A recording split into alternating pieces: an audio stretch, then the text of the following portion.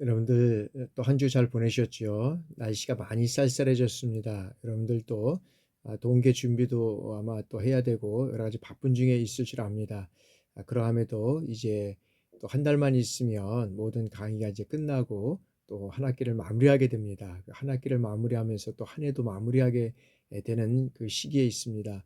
여러분들한테 마지막까지 최선을 다해서 잘 마무리해 주시길 바랍니다. 그러면 청소년 복지론 제 10장 다문화 가정과 이제 청소년 복지에 대해서 함께 알아보도록 하겠습니다. 자, 이제 다문화 가정, 그 다문화 가정이라고 하는 것은 자, 다문화 지원법상 이 다문화 지원법상 제한 외국인 초우 기본법에 결혼 이민자와 그다음에 국적법의 규정에 따라서 대한민국 국적을 취득한 자로 이루어진 가족이다라고 우리가 말할 수 있습니다. 그래서 우리나라의 이 다문화가 도입된 배경을 살펴보면 우리나라는 2000년대 거의 한 2000년대 정도에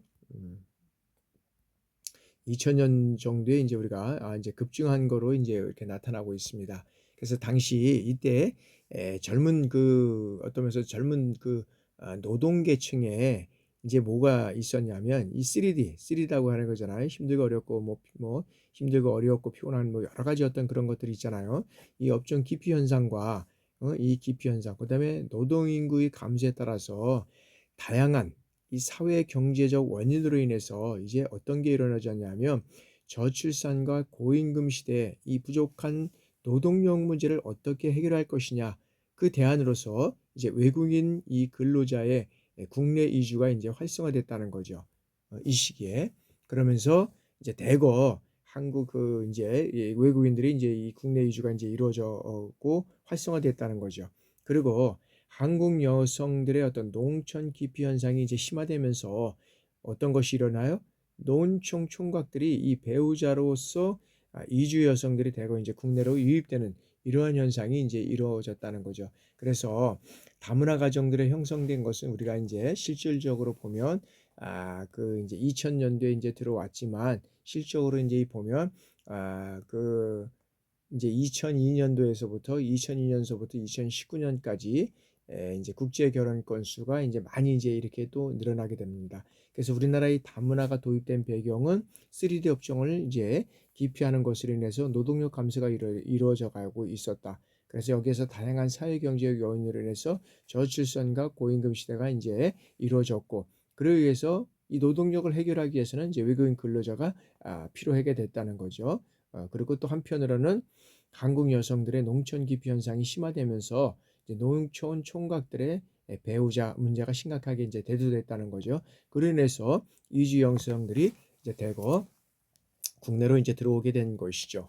그래서 우리나라 다문화 가정이 이제 우리가 살펴보면 2002년에 이제 우리가 2002년서부터 이제 우리가 19년까지가 이제 이렇게 한번 장점을 이렇게 보면 2002년도에는 우리가 이제 어떻게 되냐면 15,000, 15,000 한 202건의 어떤 국제 결혼이 이제 이루어졌다고 한다 그러면 2005년도에는 42,356건 이것으로 이제 증가가 된다는 거죠. 그래서 여기에서 보면 이렇게 이제 2002년도 이렇게 되었다가 그다음에 이제 2005년도에는 4만 이렇게 이제 2,350건이 증가했다는 거죠. 그 이후에는 조금씩 이 하향세를 이제 보이고 2019년도에는 이제 23,630, 23,643 건으로 이제 이렇게 기록이 되고 있습니다. 이런 현상들을 보면은 이제 외국인 여성들이 처음에는 이제 많이 있었지만은 이제 이런 현상들이 이제 일어나고 있다라고 하는 거 보이죠. 여기서 우리가 주목해야 할 것은 다문화 가정의 이제 어떤 면에서는 이제 출생 비율도 우리가 또 한편으로는 살펴봐야 한다는 거죠. 그래서 다문화 가정의 이제 출생아를 우리가 이제 보면 2009년서부터 시작해서 2019년도에 우리나라 출생아 중 이 다문화 출생률 비율은 꾸준히 이제 증가하게 된다는 거죠. 그래서 2019년을 기준으로 해서 이제 우리가 한 5.9% 어, 17,939건 이렇게 이제 이게 증가되죠. 2000 이제 쭉 해서 어떤 면에서 보면 이렇게 이제 증가해 오다가 실질적으로 보면은 쪼끔씩 이제 16년 요게 인제 많다가 이렇게 지금 이제 쪼끔씩 하향되는 또 추세를 보는 거죠. 자, 전년 대비해서 다문화 가정의 출생아 수는 감소하고 있지만 어떻게 돼요? 우리나라 전체 출생률이 현격하게 감소하고 있는 상황에서 이 다문화 가정의 출생 비율은 어떤 면에서는 실질적으로 보면 높아진 것으로 우리가 볼 수 있다는 거죠. 그래서 향후에 다문화 가정의 출생 비율은 어떻게 돼요?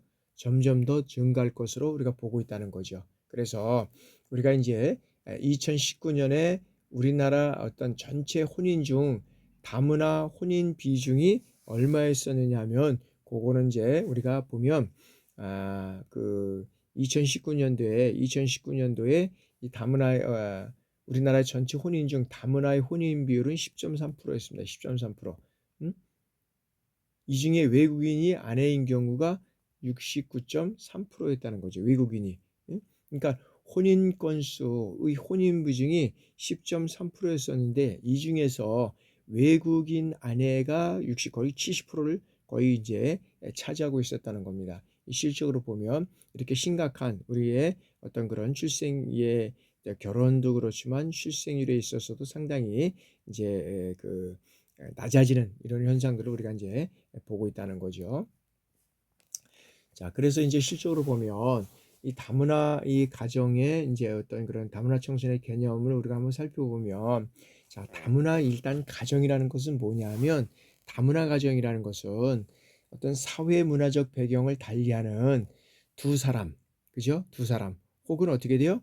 혹은 그 이상의 결합으로 발생되는 모든 가족 형태로 우리가 가족 형태를 다문화라 얘기를 한다라고 우리가 말씀드릴 수 있습니다. 그래서 이 다문화 자녀의 우리의 그 자녀를 보면 자, 국제 결혼 가정 자녀와 외국인 근로자 자녀를 의미한다. 그러니까 국제 결혼 이 가정 자녀와 외국인 근로자 자녀를 우리가 이제 의미한다고 볼 수 있고, 그러니까 다문화 자녀의 가정은 이렇게 얘기를 할 수 있고, 자, 여기서 말하는 국제 결혼 가정 자녀라는 것은 국제 결혼 자녀는 것은 한국인 아버지와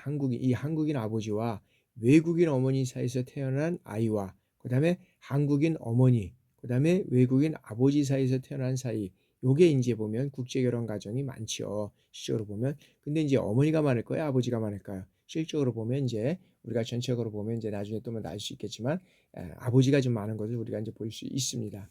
그래서 이 외국인 근로자 가정에 우리가 이제 아이들을 살펴보면 외국인 근로자 가정의 아이는, 자, 외국인 근로자가 한국에서 또 다른 외국인 근로자를 만나서, 그러니까 외국 근로자가 한국에서 또 다른 외국 근로자를 만나서 결혼해서 낳은 아이, 이게 이제 외국인 근로자의 가정이라는 거지. 그리고 본국에서 결혼해서 형성된 가족이 국내에 이주해서 이제 가정 아이, 요게 이제 외국인 근로 가정에 우리가 이제 아이를 말씀드릴 수 이제 있습니다. 그래서 요게 이제 실질적으로 보면 외국인 근로자의 가정은 부부가 국적이 같은 가정도 있고 국적이 서로 다른 가정도 있다는 겁니다. 그리고 이들은 모두 어떻게 돼요?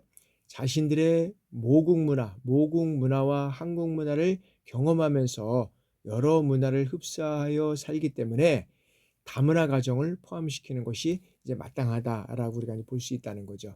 그래서 이 다문화 가정의 이제 교육의 여러 가지 어떤 상태를 이제 우리가 보면, 다문화 가정의 이 학교 교육 지원 정책 대상에 이제 근거해서 국제 결혼 가정뿐만 아니라 외국인 근로자 가정의 가족 구성원까지 이제 포함하는 것이 이제 다문화 가정이다라고 우리가 볼 수 있다는 거죠. 그래서 이 다문화 가정의 이제 초중고 학생들의 재학 중인 학생에서부터 그다음에 중도 입국 자녀, 여기에 그 다문화 가정의 자녀 전부를 이제 우리가 다문화 청소년이라고 한다라고 우리가 볼 수 있다는 거죠. 그래서 우리가 이제 2000년도 이후에 국제 결혼 가정의 자녀의 취약은 어떻게 돼요? 계속 이제 늘어나고 있는 것을 우리가 이제 보고 있습니다. 그래서 이제 우리가 그 2014년도의 전체 초등학생의 어떤 면에서는 1.8배, 초등학생은 1.8%였던 그 다문화 초등학생은 이제 2020년이 들어서부터 어떻게 돼요? 이제 여기 4.8% 이제 이게 증가하고 있다는 거죠. 그리고 다문화 중학생 같은 경우에도 보면 우리가 0.7%에서 이제 2.0으로 증가하고 있고, 그다음에 이제 다문화 고등학생 같은 경우도 0.4에서 0.9% 이렇게 이제 증가하고 있는데, 요 상태가 초등학생이 이렇게 증가하고 있다 보니까 요것도 다 이제 이렇게 올라가겠죠. 실적으로 보면 올라가야 되겠죠. 그죠? 어. 그래서 한 2014년도 전체 이렇게 보면 2014년도에 비해서 2020년도 이렇게 보면 정말 2배 이상의 이 다문화 학생의 수가 증가한 것을 우리가 이제 볼 수 있다는 거죠. 그래서 2022년을 기준으로 해서 다문화 가정의 학생의 수는 초등학생이 가장 많고, 이제 초등학생, 중학생, 고등학생이잖아. 근데 이제 이게 오면서 이제 계속적으로 이제 이제 이게 높아질 수밖에 이제 없다는 것을 말씀드리잖아요. 그죠? 이런 현상들이 이제 계속적으로 일어나고 있다. 우리가 볼 수 있다는 거죠. 그래서 실적으로 이제 우리가 여행을 우리가 이제 외국에 여행을 해도 이제 그렇지만 외국의 사람들이 많이 있다는 걸 느끼지만, 요즘에 이제 우리가 뭐 동대문이라든지 서울역, 또 뭐 저쪽에 구로, 뭐 가리봉 이런 쪽에를 가보면 정말로 외국인 근로자들이 너무 많다. 외국인 사람들이 너무 많다는 것을 우리가 볼 수 있습니다. 그래서 뭐 지하철을 타든지 여러 가지 어떤 이제 주변에 이렇게 가보면 많은 그 외국인 학생들이 우리가 이제 다니는 것을 우리가 이제 볼 수 있습니다. 그러니까 참 외국인들이 많이 일어난다, 오고 있다, 그리고 또 살고 있다라는 것을 우리가 이제 실감할 수 있다는 걸 볼 수 있습니다. 그러면 이제 두 번째는 다문화 가족과 이제 청소년 복지인데, 이제 다문화 가정을 우리가 형성에 우리가 이제 살펴보도록 하겠습니다. 자, 다문화 가정에서 이제 국제 결혼 가정의 자녀를 우리가 살펴보면 이제 배경은 언제였냐면, 자, 1990년도에 한국 사회에서 주변화된 농촌의 총각들과 경제적으로 빈곤한 국가의 여성들과의 결혼으로 인해서 국제 결혼이 이제 급증하게 된 거잖아요. 그래서 이 결혼 문제로 어려움을 겪고 있는 이 농촌 총각과 타국의 처녀들이 이제 결혼한 것을 이제 국제 결혼 가정이라고 우리가 볼 수 있죠. 그래서 그 이제 초반에는 어떤 면에서는 이제 그 시초에는 중국의 조선족 처녀들과 이제 결혼하는 경우가 많았습니다. 많았습니다. 그 후에 중국 동포 여성과의 어떤 결혼에서 어떤 뭐 사기 결혼이라든지 위장 결혼, 이런 어떤 피해 사례가 이제 보고되면서 그 대안으로 어떻게 됐습니까? 동남아, 중앙아시아, 러시아, 이렇게 이제 좀 넓혀지게 되죠. 동남아에서 이제 아시아까지, 러시아까지, 다른 지역의 여성들과 이제 국제 결혼이 이제 등장을 하게 되는 겁니다. 그래서 이 국제 결혼으로 이주해온 여성들은 한국어 부족으로 인해서 어떻게 돼요? 여러 가지 의사소통에 어려움이 있었다는 거죠.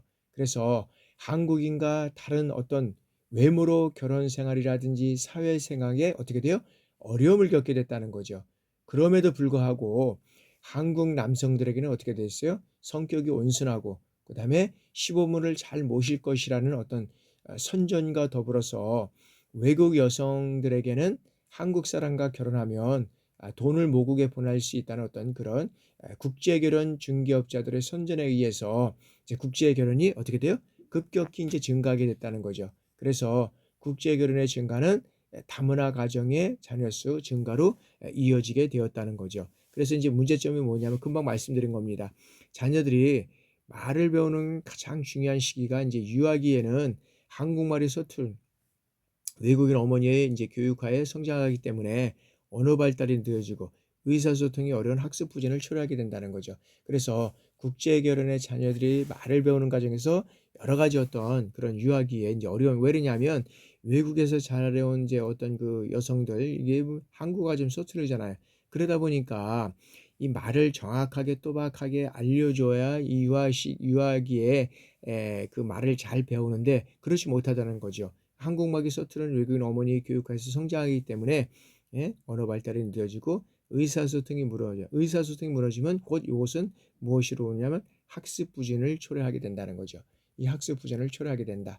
그래서 어떤 그런 그 일상적인 의사소통에는 큰 문제가 없을 수 있으나 실적으로 보면 여기에서 보면은 그 뭐 여기에서 보면 읽기나 쓰기 능력 이런 것들은 이제 현저히 떨어진다라고 우리가 볼 수 있다는 거죠. 그래서 아 이런 현상들이 인제 일어나다 보니까 인제 그 학교의 그 어려움을 인제 학교 생활의 어려움이 또 인제 이렇게 호소하는 경우가 많이 있죠.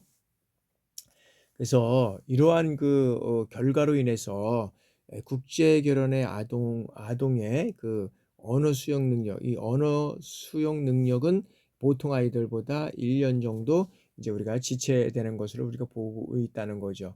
그래서 이들의 인제 그 학습 부진이 여러 가지 인제 어려운 점들이 있는데, 이런 현상들은 이제 어떤 것과 또 연결되냐 하면 이제 "집단 따돌림 현상이 된다." 이러는 겁니다. 그래서 집단 따돌림이 인제 이런 것들은 언어적인 부분에서 학습 부진은 집단 따돌림의 이 악순환을 초래하게 된다는 거죠. 그러니까는 학습 부진이 일어나고, 학습 부진이 일어나다 보니까 집단 따돌림이 발생되고, 요것은 계속적으로 이 악순환이 이루어진다는 거죠. 이런 것들이 인제 이루어지고, 그다음에 여러 가지 어떤 자료에 의하면 현재 자녀와 동거하고 있는 응답자들 중에서 그들의 자녀가 또래 아이들로부터 집단 따돌림을 경험했다는 부율이 17.6%대. 그러니까 뭐냐면 현재 우리 자녀와 동거하고 있는 응답자들 중에서 그들의 자녀가 또래 아이들로부터 이 집단 따돌림을 경험했다는 것이 17.6%가 이제 됐다는 거죠. 그리고 도시보다는 농촌에 거주하는 결혼 이민자의 자녀가 집단 따돌림을 당할 가능성이 높다. 왜냐하면 이 농촌의 총각들이 결혼 이주민에게 외국인 여자들과 결혼을 많이 했잖아요. 그러다 보니까 이 집단 따돌림을 그러니까 집단 따돌림은 학습 부진이고, 언어가 안 되니까 학습 부진이 되고, 학습 부진이 집단 따돌림 현상이 되고, 이런 현상이 됐다는 거죠. 과거에 우리나라도 보면 우리 부모들이 외국인과 결혼을 해 가지고 그런 어떤 고초를 당하는 경우가 많이 있었습니다. 뭐 가수라든지, 누구라고 얘기하면 좀 그렇지만 가수의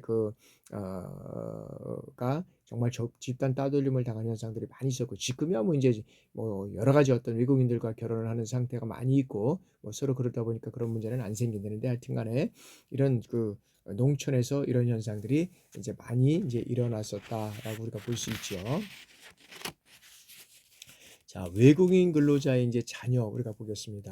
자, 외국인 근로자의 자녀인데 배경을 살펴보면, 자, 우리나라는 1980년도에 이제 급속한 경제 성장을 이제 이루어지게 됩니다. 이제 산업화가 통해서 이제 급속한 경제 성장을 이로 인해서 어떻게 돼요?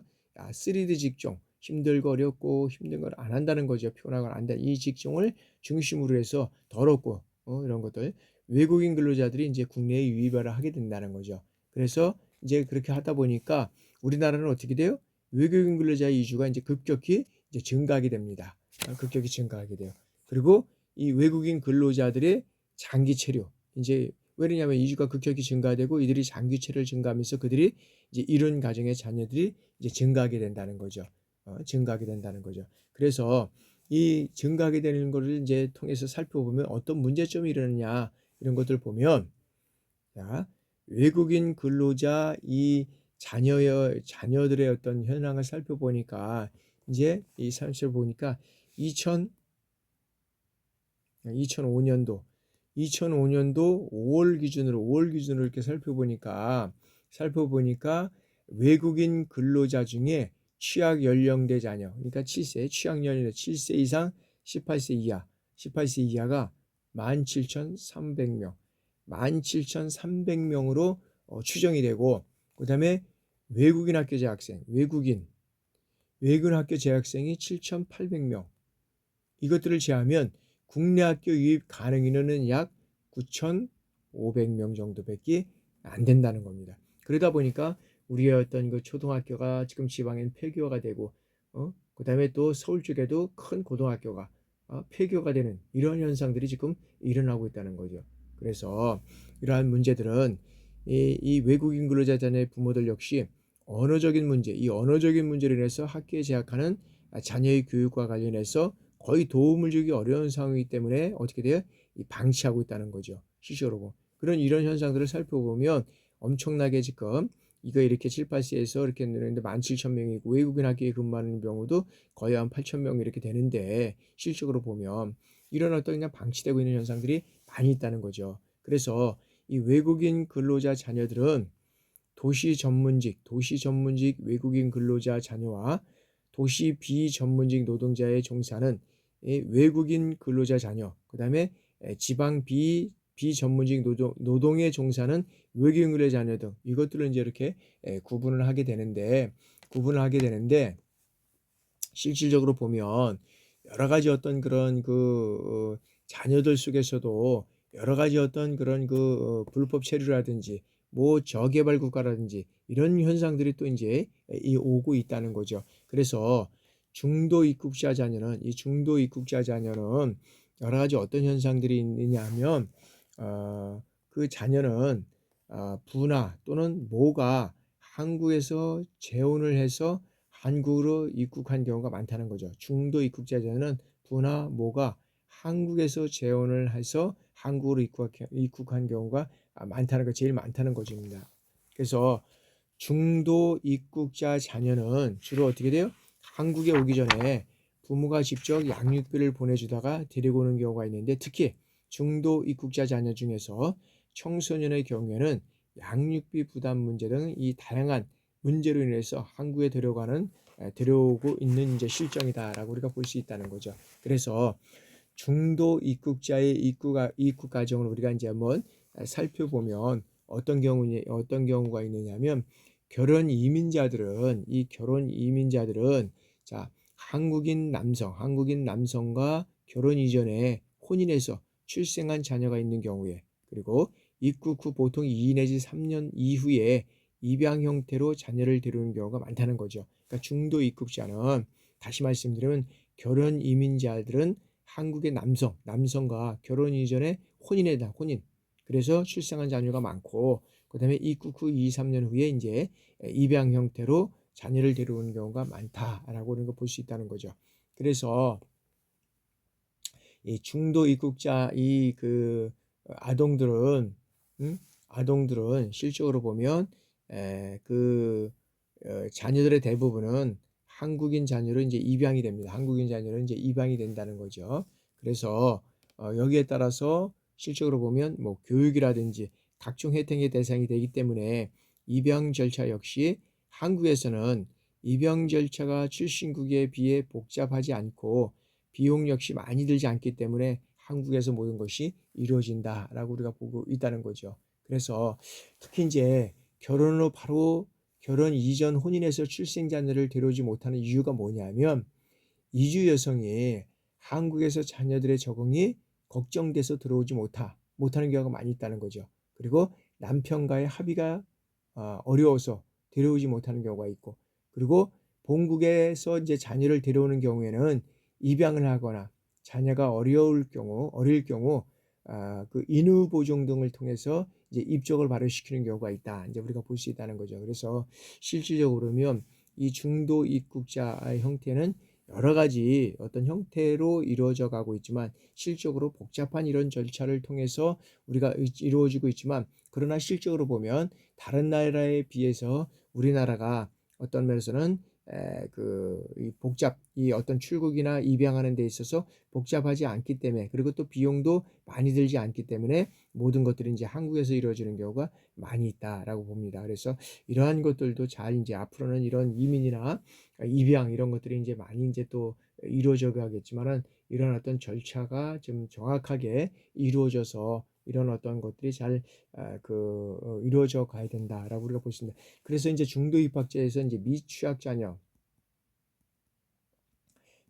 자녀를 살펴보면, 중도 입국자 자녀들 중 미취학 자녀들, 즉 영유아인 경우에 이 일부는 엄마와 떨어진 시간과 낯선 환경으로 인해서 어떻게 돼요? 정서적으로 불안한 모습을 보인다는 거죠. 그래서 나이가 어리면 어릴수록 한국어를 빨리 습득할 수 있는 가능성이 크기 때문에 한국 생활 적응에 언어적인 문제는 적게 나타날 것으로 이제 우리가 보고 있다는 거죠. 그렇기 때문에 보통 입양을 하고 한국 국적을 획득하면 어린이집이나 유치원에 보내서 한국 생활에 적응시키려 하고 있다라고 이제 보고 있고, 이제 이거는 미취학이고, 그다음에 이제 취학 자녀에서는 어떻게 되고 있나? 취학 자녀. 자, 중도 입국한 취학 연령 자녀들의 경우는 대부분 어떻게 돼요? 한국의 일반 학교로 진학을 해서 학업을 계속하게 됩니다. 그러나 한국어 능력에 대한 어떤 그 사전 평가 기회나 어떤 절차가 없기 때문에 학업 능력에 대한 어떤 충분한 평가, 그다음에 이런 어떤 그 배려가 부족하다라고 우리가 볼 수 있습니다. 그래서 초등학생의 경우는 한글을 배울 수 있는 이 기회가 1학년에서 2학년, 비교적 학교 생활 적응에 어려움이 이게 이제 적다라고 우리가 볼 수 있죠. 근데 고학년으로 갈수록 어떻게 돼요? 이런 어떤 갈수록 학력차가 심화되는 거죠. 그래서 한국어를 몰라서 학교 수업을 따라가지 못하거나 적응을 힘들어하는 경우가 많이 있다는 거죠. 이제 우리가 보니까 이제 그 대학생들도 우리가 이제 뭐 베트남에서도 중국에서도 오고 여러 가지 다양한데, 이 베트남 학생들은 이제 2년 동안 학교 수업을 시키고 이제 본과로 보내랬더니만 이 학업을 쫓아가지 못하는 겁니다. 그래서 이제 요 학생들에 대해서 별도 반을 이제 만들든가, 그다음에 한국어 교육을 계속 하고 있고, 어떤 학생들은 좀 잘하는 학생들이 있는데 지금 그런 경우가 우리가 종종 볼 수가 있었습니다. 다음에는 이제 이 청소년 자녀입니다. 청소년 자녀. 자, 중도 입국자 자녀 중에서 이 청소년의 자녀는 아직 그 수가 많지 않다라는 겁니다. 그래서 이들을 위해서 정책도 많이 부족한 편이다. 그래서 이 많은 문제를 안고 있는 집단이기도 한다라고 우리가 볼 수 있습니다. 근데 실적으로 보면 미취학과 취학안역에 대해서 잘 이 한국어 교육을 시켜야 되는데, 이제 이 문제는 여기에서 이제 바로 이제 온 자녀들은 많지는 않지만 오게 되면 이제 여기에 대한 정책이나 또 한국어 교육에 대한 이런 것들이 아직까지도 부족하다라는 거죠. 그래서 대부분의 중도 입국자 청소년은 가정 형편이 어려워서, 그리고 또는 한국어를 몰라서 한국에서 학교에 들어가지 못하는 경우가 많이 있다는 거죠. 그리고 이외에도 학력 문제 등으로 인해서 이제 학교에 들어가지 못하는 경우가 또 있다는 거죠. 그래서 이제 2001년도에 법 개정을 했습니다.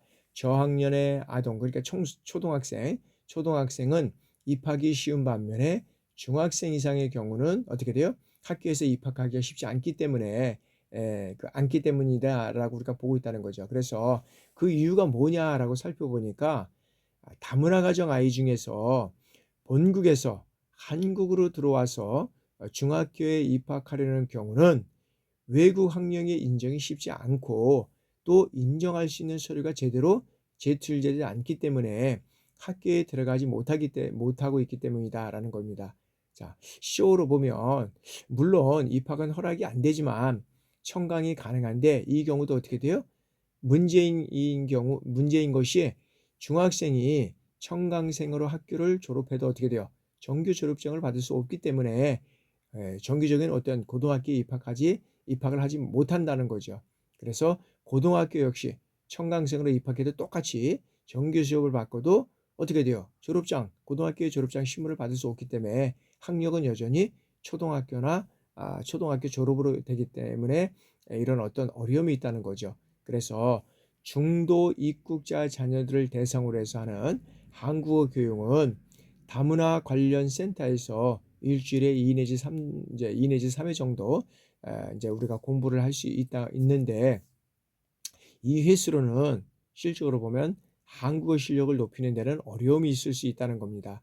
그래서 저학년의 경우에는 뭐 크게 문제될 것이 없지만 고학년에게는 문제가 발생할 수 있다는 것입니다. 그래서 일부 중도 입국 청소년 자녀들은 한국어를 별도의 시간을 내서 공부할 기회를 갖지 못하는 채 바로 어떻게 돼요? 일용직 아르바이트를 시작하는 경우가 많이 있다는 거죠. 이런 경우는 또 이제 아르바이트를 하지만 실제로 한국어 모르기 때문에 어려움을 겪고 있다는 거죠.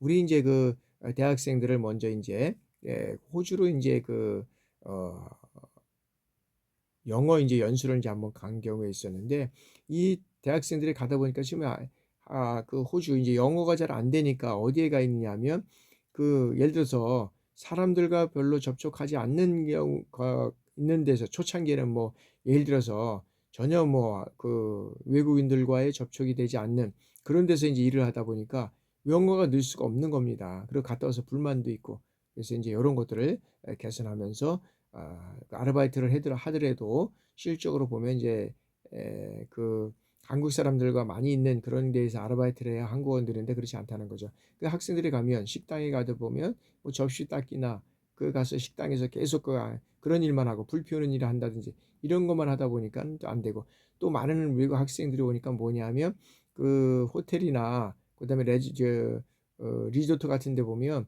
그 숙소에 뭐 여러 가지 어떤 숙소 이제 청소하고 그다음에 이제 시트 깔고 뭐 이런 것들이 이제 많이 외국 학생들이 많이 있는 것을 우리가 이제 볼 수 있습니다. 그러니까 이런 거로 인해서 외국 학생들은 또 더 한국어를 배우는 데는 또 어려움이 이제 있을 수 있다라고 우리가 볼 수 있는 거죠.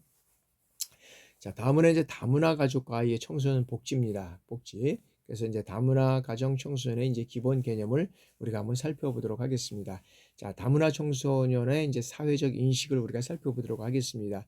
자, 다문화 가정 이제 부모의 어떤 소망이라고 할 수 있는 이제 그것은 뭐냐라는 거죠. 소망은 뭐예요? 1차적으로 자신이 이 한국 사회에 적응하는 것이고, 1차적으로는, 그다음에 2차적으로는 자녀들이 한국 사회에서 건강하게 살아가는 것이다라고 우리가 볼 수 있습니다. 그렇기 때문에 변화하는 이 다문화 사회에서 가장 큰 관심을 가져야 할 부분이 뭐냐면 이 다문화 가정의 그 청소년 문제, 이 청소년 문제다. 왜냐하면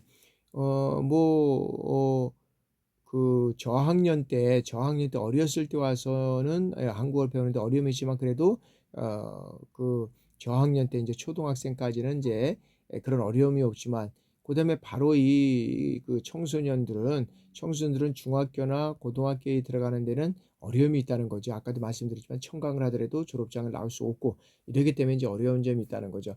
그래서 우리 어떤 그런 그 다문화 청소년의 문제인데, 우리 사회는 이 다문화 가정 청소년을 어떻게 돼요? 쉽게 받아들이지 못하는 경우가 또 대부분입니다. 그래서 이 다문화 우리 사회의 인식은 어떻게 되냐면 어, 그, 그 이 다문화 청소년들은 하나 이상의 문화 속에서 생활하는 어려움도 있지만 일반 가정 청소년으로부터 이 편견을 경험하게 된다는 겁니다. 특히 이제 어떤 것이냐면 뭐 차별이라든지 멸시 이런 어떤 경험과 또 심리적 상처를 주어서 자신감 상실을 초래하게 된다는 겁니다. 그래서 다문화 이 가정에는 다문화에 대한 부정적인 인식은 강한 어떻게 돼요? 단일 민족 의식에 우리가 어떤 면에서 우리나라는 이제 단일 민족이잖아요. 이제 지금도 단일 민족이 이제 어떤 면에서는 깨어지고 있지만 이 의식이 강하기 때문에 다문화에 대한 어떤 부정적 인식이 강하다는 거죠. 그래서 그동안 순수 혈통을 중시하던 사회에서 이제 다문화 가정 청소년들을 보는 시각이 이제 엄마 혹은 아빠가 외국인이라는 입장에서 사회 병리적 또는 그와 관련된 법률적인 차원에서 접근함으로써 이들은 구조적인 모순의 희생자라는 이 신분에 처한 사람들도 보는 경향이 있기 때문이다 라고 우리가 보고 있다는 거죠. 그러면 이런 다문화 가정 청소년 정책의 필요성은 어떤 정책의 필요성을 가지고 가야 할 것이냐라고 우리가 봅니다. 자, 첫 번째는 어떤 것이냐면 아동들은 앞으로 우리 미래를 책임지는 인적 자원이라는 거죠. 인적 자원. 그죠? 인적 자원. 그래서 우리가 이제 앞에서도 살펴봤지만 2019년도 국제 결혼한 사람이 얼마니까 23,643건입니다. 국제 결혼이. 같은 해 전체 결혼의 10.3%가 국제 결혼이라는 거예요. 국제 결혼 10.3%가. 그리고 다문화 가정 학생의 80%, 다문화 가정의 학생의 80% 이상이 국제 결혼 가정의 자녀라는 거예요. 80%가. 이것은 실적으로 보면 국제 결혼 건수가 늘어나면서 어떻게 돼요? 다문화 가정 역시 늘고 있다는 거죠. 그래서 그들의 자녀 역시 늘어나고 있다는 겁니다. 그래서 이들의 어떤 정책은 앞으로 우리가 미래를 책임지는 어떤 면에서든 차원에서 봤을 때 청소년들은 우리의 미래를 책임지는 인적 자원이다라고 우리가 보고 이제 봐야 된다는 거죠. 그래서 이들이 올바르게 성장할 수 있도록 많은 지원을 하지 않으면 앞으로는 사회의 문제가 되고 그것은 여러 가지 어떤 그 갈등과 여러 가지 어떤 문제로 인해서 국가적인 문제가 또 발생될 수 있다라고 우리가 보고 있다는 거죠. 자, 이제 우리나라는 아직 이 단일민족, 이 단일민족이라는 의식이 강하고 단일민족. 그래서 단일민족은 어떻게 순수 혈통이잖아. 이걸 중시하던 사회가 있기 때문에 다문화를 쉽게 받아들이지 못해서 현재 발생되고 있는 문제에 대해서만 정책을 운영하다 보니까 어떻게 돼요? 다문화 제도에 필요한 정책은 없는 편이다라고 우리가 볼 수 있다는 거죠. 그래서 다문화 정책이 이런 것들이 보면 우리나라는 아직까지 이것을 받아들이지 못하고 좀 어려운 점이 있다. 그래서 현재 결혼 이주자 여성을 대상으로 한 정책은 있지만 다문화 자녀에게 필요한 정책은 사실상 거의 없다. 그러니까 결혼 이주자 여성을 위한 이 정책은 있지만 다문화 자녀에게 필요한 정책은 사실상 거의 이제 없는 상태가 많이 있다. 외국에 같은 경우는 우리나라에서 이제 외국으로 이제 미국으로 간다 그러면 여기에 그 한국어를 가르칠 수 있는 이제 교사를 배치해서 이제 이렇게 그 학업을 이제 이렇게 나누는데 우리는 아직 이런 것들이 이제 없다는 거죠. 그래서 이 다문화 가정 자녀는 폭발적으로 늘어날 것을 예상할 수 있기 때문에 이들에 대한 정책을 마련할 필요가 이제 있다라고 우리가 볼 수 있다는 거죠. 그래서 우리나라에 이러한 전 다문화에 대한 인식 개선이 필요하고 거기에 대한 우리나라의 정책들이 이제 이루어져 가야 된다는 거죠. 그래서 이게 그 이제 우리나라의 어떤 그 민주 시민으로 성장할 수 있도록 지원할 뿐만 아니라 여기에 대한 어떤 지원 정책뿐만 아니라 사회적인 인식 변화, 지원뿐만 아니라 이제 인식 변화도 이루어져 가야 되는 거지. 인식 변화도 이루어져 가야 된다. 그러니까 지원뿐만 아니라 이제 인식 외 이제는 다문화가 세계적인 이제 세계는 하나의 어떤 단일 민족에서 순수 혈통에서는 이제는 이것이 없어지면서 이제는 막 섞여 있는 민족이 되잖아요. 뭐 우리도 가면 외국에서 우리나라 사람들도 외국인들하고 결혼한 경우도 많이 있고 또 뭐 외국인들이 이제 많이 결혼해서 우리나라에 들어오는 경우도 있고 뭐 이런 경우들이 많이 있다 보니까 이제는 여기에 대한 이제 정책이 필요하다. 이제는 과거에는 결혼 이주자 여성들에 대한 정책이 이루어졌지만 실제로 이제는 다문화 자녀에 대한 어떤 그러한 정책이 이루어지지 않으면 우리 사회의 미래는 어떻게 돼요? 미래의 책임질 자는 인적 자원인데 이 인적 자원들이 무너지면 우리나라의 경제까지도 어려운 점이 있을 수 있다라고 이제 우리가 받아들여야 된다는 거죠. 그런 상황이 되면은 우리나라의 경제는 정말 실적으로 많은 어려움을 겪을 수 있다라고 우리가 볼 수 있다는 거죠.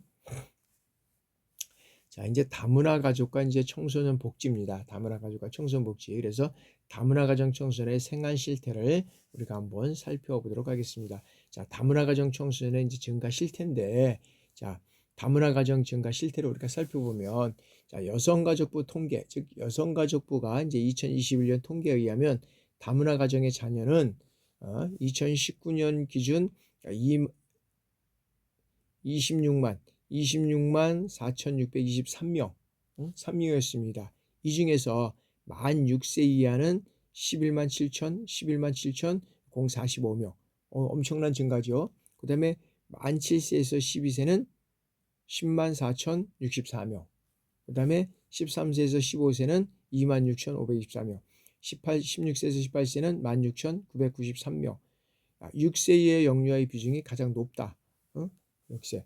6세 이하. 여기에서 이제 이렇게 돼가지고 이렇게 보면 실적으로 보면 이제 어리서부터 이제 자꾸 이제 다문화가 우리나라가 이제 여성 이주를 농촌 총각들에 대해서 처음에는 농촌 총각이 결혼하기 어려워서 외국에 이제 그 여성들이 이제 이주를 했지만 지금은 다양한 어떤 그런 그 전문직 뭐 이런 사람들이 이제 계속적으로 외국에 나가서 또 결혼해서 들어오는 경우도 있고 이제 그런 경우가 지금 많이 있죠. 그러다 보니까 이제 지금은 이제 2022년 통계이다 보니까 11만들이 이렇게 많이 늘어났죠. 그래서 이게 보니까 6세가 가장 많고 다문화 가정 영유에 비해서 이제 증가하고 있다는 게 영유아 증가의 수는 증가로 인해서 앞으로 다문화 청소년이 꾸준히 증가할 것으로 이제 예상이 된다라고 우리가 보고 있다는 거죠. 실적으로 보면.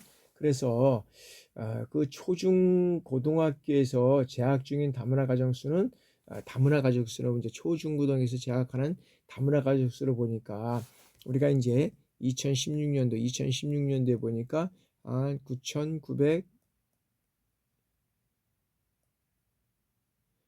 9천 이렇게 99,168명.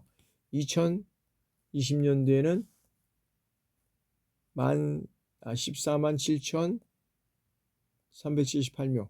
이렇게 증가하고 있다는 거죠. 그 중에서 초등학생이 10만 7,694명. 가장 많은 거 초등학생이. 그 다음에 중학생은 얼마였었냐면 2만 6,773명. 그리고 고등학생은 얼마냐? 12,478명. 뭐 계속적으로 증가하고 있다는 거죠. 뭐 각종 학교에서 다니는 학생이 다문화 가정 학생이 433명. 여러 가지 이런 현상들을 보니까 다문화로 인해서 지금 이제 초등학생 제일 이제 우리가 6세에서 지금 보면 우리가 이제 전체적으로 봤을 때 6세 이하가 이제 제일 이제 많이 있는데 이 초등학생도 지금 10만이 이렇게 넘어가고 있다는 거죠. 이런 현상들을 우리가 이제 계속적으로 볼 수 있는데 이런 현상들을 통해서 우리가 빨리 중고에도 마찬가지로 이런 그 교육에 대한 이런 것들이 이제 이루어져 가야 된다라고 우리가 보고 있다는 거죠. 자, 이들의 평균 결혼 생활 기간이 한 4.9년 지속적으로 이제 상승 추세이고 부모의 이혼과 재혼으로 인해서 중도 입국하는 청소년들도 이제 늘어나는 추세라는 거죠. 그래서 이제 2012년 다문화 가정 초중고 고등학생 학생 수는 얼마냐? 46,954명. 전체 학생 대비 다문화 가정 학생 수요는 0.7% 이제 이렇게 되는 거죠. 실적으로 보면 이제 이게 많이 증가하고 있다는 거죠. 실적으로 보면 다문화 학생들이 0.7%라는 거예요. 실적으로 보면 우리나라의 그 어린아이들은 이제 출산율이 저조하고 있고 이제 그러다 보니까 다문화 가정의 자녀들이 이제 증가하고 있다라고 이제 보고 있다는 거죠. 자, 두 번째는 중도 입국자 청소년의 증가 실태입니다. 자, 한국에서 일자리를 찾아서 입국하는 외국인 근로자들과 한국 남성들과 재혼하는 외국인 여성이 이제 증가하게 되는 거죠. 여기에 따라서 다문화 가정 자녀의 이제 출신 국적이 한층 다양화되고 있다는 거죠. 다양화되고 있다는 거죠.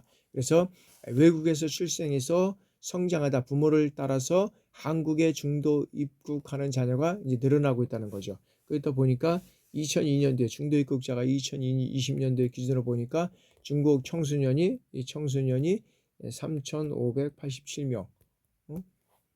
우리가 이제 여기서 말하는 중도 입국 청소년은 외국인 부모 사이에서 출생해서 외국에서 자라다 성장해서 도중에 한국에 입국하는 자녀가 이제 이 자녀를 얘기를 하는 겁니다. 그래서 이제 중도 입국자 증가하는 것은 국제 결혼으로 입국하는 여성 중에는 출신국에서 결혼 가능, 즉 정년기 연령보다 우리나라보다 훨씬 이제 어린 경우가 많이 있다라는 거죠. 그래서 이제 예를 들면 자, 베트남에서는 15세 정도부터 결혼한다고 합니다. 15세 정도부터. 그러다 보니까 어떻게 돼요? 20대 중반 이후에 한국 남성과 재혼하는 이들은 모국의 이전 남편과의 사이에서 태어난 자녀도 있기 때문이다라는 거죠. 그러니까 실제로 보면 15세에 결혼하다 보니까 20세 이후에 한국 남성과 이제 재혼을 하게 되면 모국에서 이제 이전 남편과의 자녀 태어난이 있다 보니까 뭐 한국에서 나와서는 이제 일남 태어났는데 나중에 보니까 뭐 이녀가 뭐 더 있다, 뭐 두 명이 더 있다, 뭐 이런 경우도 이제 있는 경우죠. 자, 이들 중에 한국 남편과 재혼해서 몇 년 지난 후 본국의 자녀가 있음을 이제 밝히고 데려오기를 원한다는 거죠. 남편의 허락하에 아이를 이제 데려오게 된다는 거죠. 있다는 거죠. 그리고 이제 이제 중도 입국 아동 청소년은 대개 어떻게 돼요? 이제 본국에서 어머니가 결혼하기 위해 떠난 후에 제대로 된 교육을 받지 못하고 한국에 입국한 후에도 오랜 기간 이제 이 교육 공백을 경험하게 된다는 거죠. 그래서 참 국제 결혼으로 입국해서 여러 가지 어떤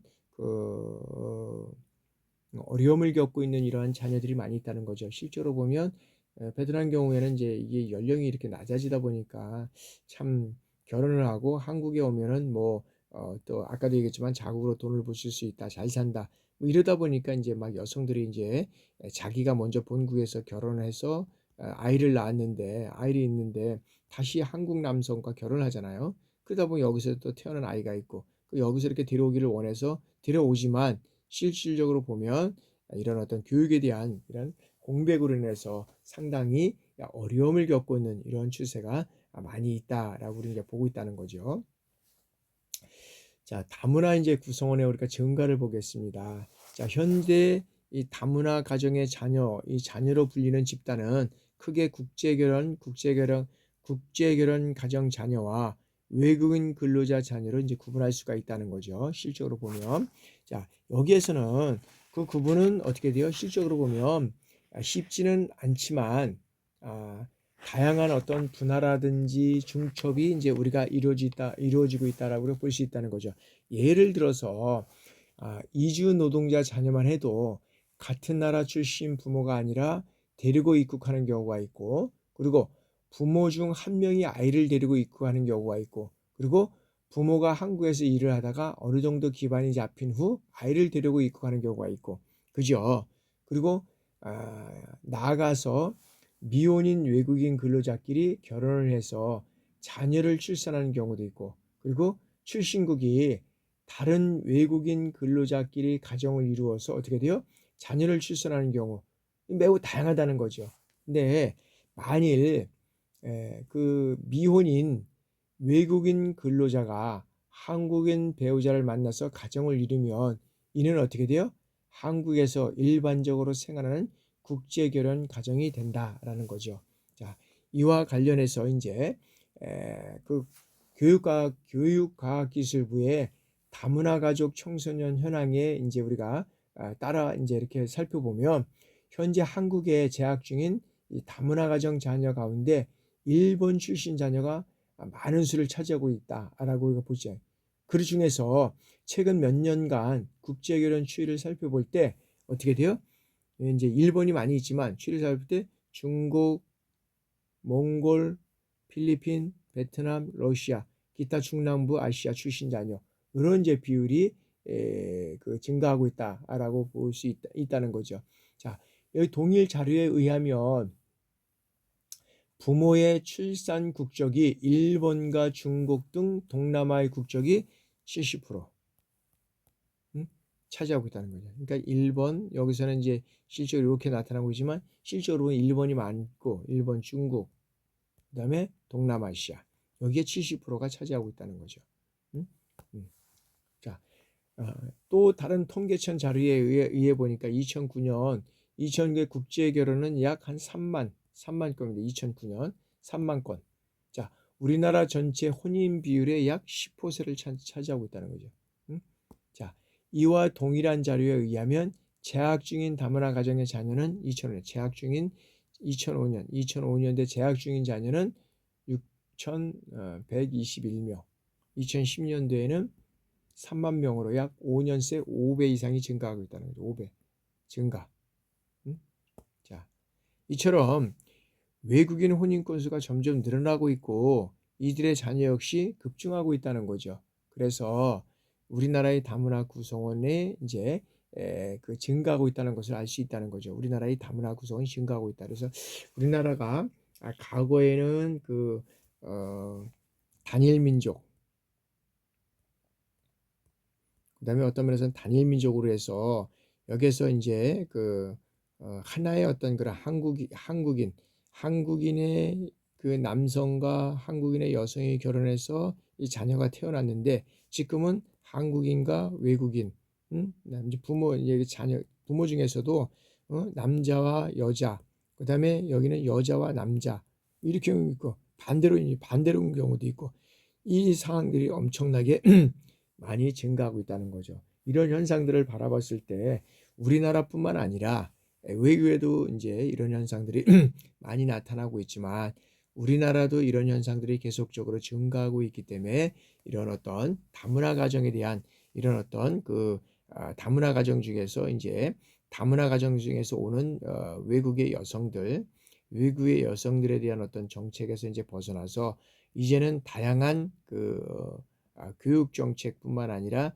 다양한 이 정책들이 함께 이루어져야 될 때 이루어져야지만 우리의 오는 이제 다문화 청소년들이 우리나라에서 잘 적응을 하고 그들이 성장을 해서 청소년 시절을 잘 겪고 그들이 인제 우리나라의 어떤 중추적인 역할을 해 나갈 수 있다는 거죠. 근데 그런 것들이 정책적으로 이루어지지 않을 경우에는 상당히 또 우리나라에 어려움을 겪을 수 있다라고 우리가 볼 수 있다는 거죠. 자, 여기까지 하고 10 분간 휴식하고 진행해 나가도록 하겠습니다.